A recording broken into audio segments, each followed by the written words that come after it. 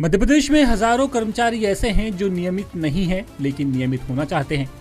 फिर चाहे वो बिजली कर्मचारी हों, अतिथि शिक्षक हों या अतिथि विद्वान, सबकी मांग फिक्स सैलरी, नियमितीकरण और दूसरे सरकारी फायदे है।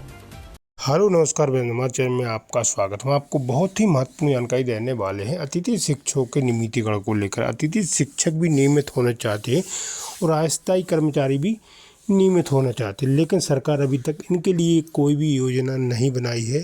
और कब तक इनके लिए योजनाएं बनाई जा रही है या कब तक इनका नियमितीकरण किया जाएगा अतिथि शिक्षकों का, अतिथि विद्वानों का, अस्थायी कर्मचारियों को। अब अतिथि शिक्षक चाहते हैं कि इनका भी जल्द से जल्द भविष्य सुरक्षित किया जाए, लेकिन सरकार ने अतिथि विद्वानों के लिए हरियाणा मॉडल लागू कर दिया गया है। अब अतिथि शिक्षकों के लिए कब होता है, मैं इसके संबंध में पूरी विस्तार से जानकारी देने वाला हूँ। लाइव वार्ता भी आपको सुनाने वाला हूँ। वीडियो बने रहें, वीडियो पूरा देखें। वीडियो अच्छा लगे तो लाइक करें और चैनल को सब्सक्राइब बिल्कुल नई अपडेट पाने के लिए। मध्य प्रदेश में हजारों कर्मचारी ऐसे हैं जो नियमित नहीं हैं लेकिन नियमित होना चाहते हैं। फिर चाहे वो बिजली कर्मचारी हों, अतिथि शिक्षक हों या अतिथि विद्वान, सबकी मांग फिक्स सैलरी, नियमितीकरण और दूसरे सरकारी फायदे है। ठीक है, क्योंकि इन्हीं की तरह मध्य प्रदेश में अतिथि शिक्षक भी हैं, वो भी नियमित होना चाहते हैं, लेकिन उनकी गाड़ी वहीं की वहीं अटकी हुई है।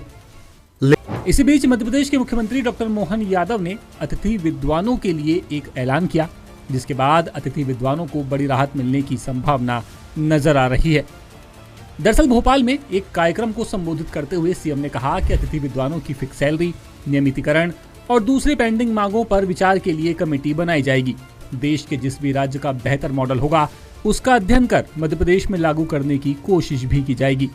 मुख्यमंत्री ने कहा कि अटकाने लटकाने का वक्त गया, अब सरकार सकारात्मक सोच के साथ फैसले ले रही है।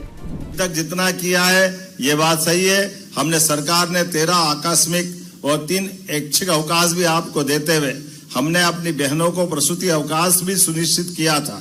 एक ही वर्ष में निकट के स्थान पर स्थान परिवर्तन की सुविधा भी दी थी और लोक सेवा में भी आपको 25% के पद आरक्षित करते हुए 10 वर्ष की भी छूट हमने दी थी। मुझे इस बात की प्रसन्नता भी है कि 2022 में 117, 2024 में 48 अतिथि विद्वान नियुक्त किए जा चुके हैं।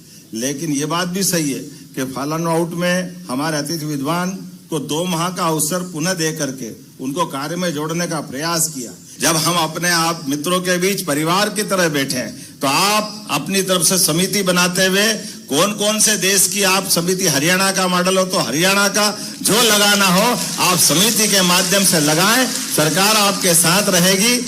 अब मौके पर उच्च शिक्षा मंत्री इंदर सिंह परमार भी थे। उन्होंने कहा कि सरकार ने अतिथि विद्वानों को 13 आकस्मिक अवकाश, 3 ऐच्छिक अवकाश, महिला अतिथि विद्वानों को प्रसूति अवकाश, असिस्टेंट प्रोफेसर भर्ती में 25% आरक्षण और साल में एक बार ट्रांसफर की सुविधा दी है।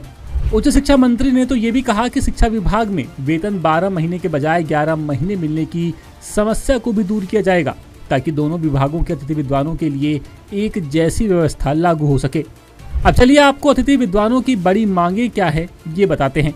बिना शर्त नियमित किया जाए, एक तय मासिक वेतन दिया जाए, भविष्य निधि यानी कि पीएफ, पेंशन और दूसरी सामाजिक सुरक्षा मिले, पूरे 12 महीने की सैलरी भी दी जाए। बता दें कि मध्य प्रदेश में लगभग 4,500 अतिथि विद्वान काम कर रहे हैं। सरकार ने इनके लिए हरियाणा मॉडल लागू करने की बात कही थी, जिसमें नौकरी की सुरक्षा और बेहतर वेतनमान की विशेष नीति है। इसमें रिटायरमेंट तक काम की गारंटी भी शामिल है। लेकिन देखना यही है कि मध्य प्रदेश में आखिर ये व्यवस्था कब से लागू होती है, क्योंकि इन्हीं की तरह मध्य प्रदेश में अतिथि शिक्षक भी हैं, वो भी नियमित होना चाहते हैं, लेकिन उनकी गाड़ी वहीं की वहीं अटकी हुई है।